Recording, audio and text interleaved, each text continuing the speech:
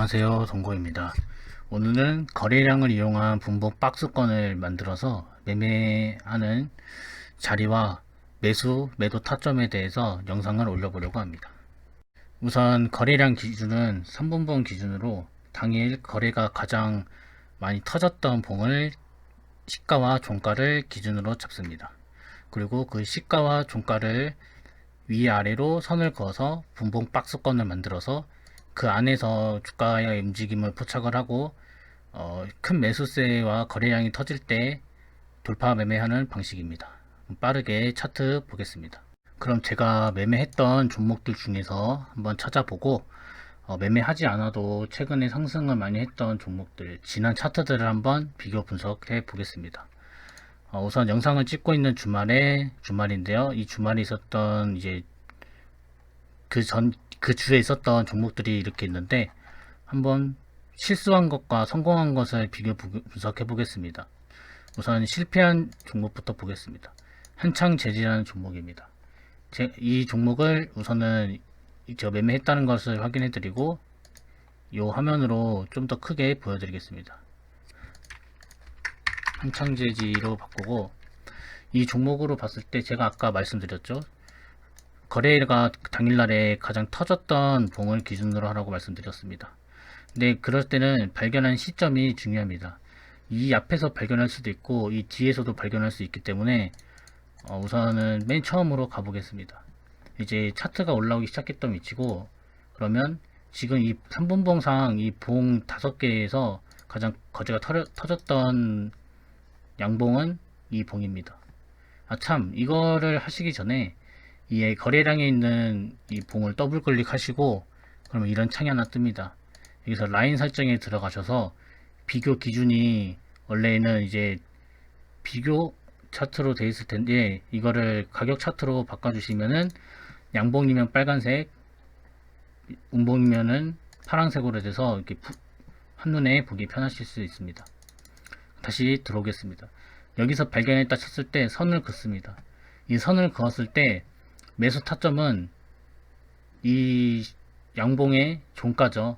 이 양봉의 종가를 반등하는 위치와 돌파하는 자리, 그리고 마찬가지로 이 시가를 내려가지 않고 반등하는 자리와 시가 아래에서 다시 돌파하는 자리, 이렇게 총 4군데가 포인트가 됩니다. 그러면 이 봉을 보았을 때 이 봉이 지금 이렇게 끝났죠. 이렇게 끝났기 때문에 여기서 이 돌파를 했을 때 따라 들어가는 게 첫 번째고, 그러면은 돌파가 나왔는데 전 고점을 돌파를 하지 못했습니다. 이때 2215원이고요. 그럼 거의 3틱 정도가 올라갔는데, 뭐 이제 이럴 때는 호가창의 분석도 능력이 필요합니다. 올라가는 호가창과 내려가는 호가창을 잘 비교 분석하셔서 지금 이 영상은 매수와 매도 타점을 잡기 위한 포인트고, 더 정확히 매매를 하려면 호가창의 매매도 같이 기술이 들어가야 더 정확합니다. 일단은 이걸 보았을 때 돌파가 나오지 못했기 때문에 손절 라인은 이 종가가 됩니다. 차트를 넘겨보고 있습니다. 음봉 이후에 다시 눌렸다가 아래 꼬리를 달고 올라간 모습입니다. 그러면은 만약에 재진입을 할 것이라면은 이 종가를 돌파를 하는 자리겠죠. 거래량도 유심히 보시면 거래량이 지금 이 박스권이 기준이 됩니다. 네, 그리고 이 종가를 돌파를 한 이후에 종가를 다시 살짝 이탈한 이후에 다시 회복을 해주었습니다. 그리고 나서는 완벽하게 이 종가를 이탈을 하면서 거래량이 이 라인으로 새로 갱신이 됩니다. 거래량이 지금 이 봉 중에서 가장 갱신이 됐기 때문이죠. 그리고 넘어갑니다. 여기도 마찬가지로 아랫꼬리를 달고 이 종가를 돌파하는 흐름이 나왔을 거라고 추측이 됩니다. 그래서 다시 만약에 여기서 못 잡으셨더라면은 여기서 보시더라도 아랫꼬리를 달고 돌파하는 흐름에 들어갈 수 있을 것 같습니다. 계속 우상향하는 그램입니다. 계속 차트를 거래량이 계속 갱신이 되고 있음을 넘겨보겠습니다. 여기서도 눌리고 나서 종가 위에 있고 다시 눌렸을 때 이 돌파를 예상을 하고 들어갈 수 있습니다. 하지만 이 돌파가 나오지 못하고 주가는 내리게 됩니다. 제가 매매한 이 자동 일지 차트를 보시면 이 돌파를 예상을 하고 1차 매수 들어갔는데 1차 매수가 실패하고 2차 매수 때 물타기를 해서 손절을 했습니다. 그 다음 타점을 보시면 이 자리입니다. 이 자리에 들어간 이유는 이 종가를 돌파를 하는 힘이 충분히 될 거라고 판단을 했는데 호가창이 분석이 잘못되었기 때문에 돌파를 하지 못해서 손절 처리를 완료했습니다. 그 다음 자리도 보겠습니다. 그 다음 자리도 들어간 자리는 이 자리는 황금선을 이용한 매매입니다. 제가 그어놓은 이 박스권 안에서 황금선을 타고 올라가는 모습에 여기서 슈팅이 나올 것이라고 예상이 돼서 들어갔지만 슈팅이 나오지 못하고 황금선을 깨서 전량 손절 처리했습니다. 이게 이제 박스권 안에서 매매가 이루어졌을 때 가야 할 자리에서 못 갔을 때 어떻게 되는지 간단히 보았습니다. 그러면은 올라갔던 종목들을 보겠습니다. 제가 기억이 나는 게 MS 오토텍이라는 종목입니다. 이 종목이 11월 27일 날에 상한가를 찍은 종목입니다. 이 종목을 움직임을 한번 보시겠습니다. 오전에 말고 오후를 보겠습니다. 그렇다면 오전에 기준봉을 잡아야 하는데 이것도 약간 제가 우선은 처음 말씀드린 원리대로라면은 지금 이 오전 중에 11시 반 동안에 가장 거래가 터진 봉이 이 봉입니다. 하지만 너무 아래에 있기 때문에 위에 있는 데가 너무 멀기 때문에 박스권을 잡을 수 없습니다.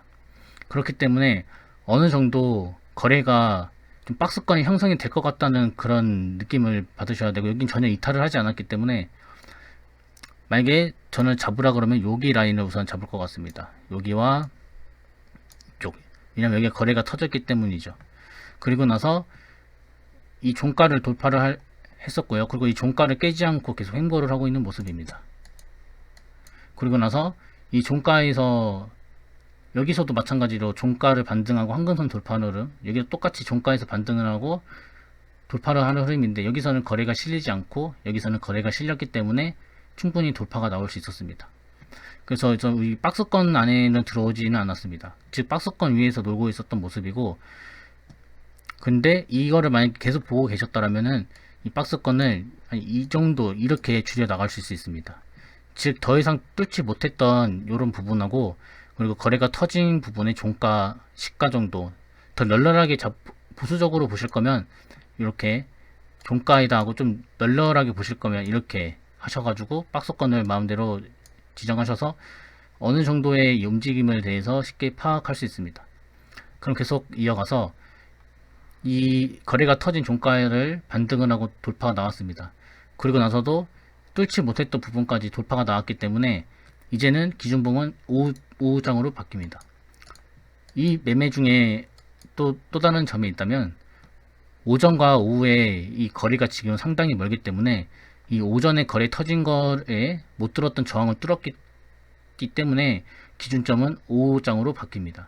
즉 이 봉이 지금 첫 상승의 봉이고 거래가 오후 중에 가장 터졌기 때문에 이 봉으로 바뀝니다. 그리고 나서는 봉이 길지는 않지만 거래가 두 번째로 터졌기 때문에 조금 올려서 이 정도로 보실 수 있습니다. 확대해서 보면 눌리고 나서 이 종가를 다시 돌파하는 흐름 때 추가 매수가 들어갈 수 있습니다. 상승이 나오고 거래량이 또 터지게 됩니다. 마찬가지로 아랫꼬리를 달고 돌파할 때 추가 매수할 수 있고요. 그리고 더 이상 거래가 터지지 않고 잘 유지가 됩니다. 그리고 거래가 터졌기 때문에 이 봉이 기준으로 바뀝니다. 이런 식으로. 그래서 여기가 다시 조그만한 박스권이 형성이 되고, 이 박스권에서 보면은 시가를 결국 이탈을 하고 어느 정도의 일정 가격에서 반등을 하는 모습입니다. 그 반등하는 가격은 전 거래량이 터진 부분일 가능성이 높습니다. 즉 이 오후장에 거래량이 터진 이 봉 3개 중에서 터졌던 부분이 여기 부분이기 때문에 여기를 깨지 않고 반등을 하고 다시 거래가 터졌던 봉을 시가를 뚫으면서 종가까지 뚫으면서 이런 상승이 나왔습니다. 이것은 그저 매수와 매도 타점을 잡기 위한 영상이므로, 즉 내가 매수를 할 자리, 뭐 이런 횡보하는 자리도 될 수도 있고, 나는 좀 더 내가 거래를 했을 때 거래가 빵빵 들어오는 자리, 뭔가 가야 하는 자리를 원하신다면 이런 박스권을 만들어 보시고, 나는 그 박스권 안에서 주가가 움직일 때만 매수를 하겠다, 이런 기준을 잡으시면 매수와 매도가 좀 더 흔들리지 않고 잘 될 수 있습니다. 즉 내동 매매를 방지하기 위해서 내가 매매를 하고자 하는 영역을 박스권으로 표시를 하고 그 안에서만 매매를 하는 방식입니다. 그러면 이번 영상은 마치겠습니다. 혹시 부족한 점이 있다면 따로 동영상을 제작해서 올려보도록 하겠습니다. 구독 부탁드리겠습니다.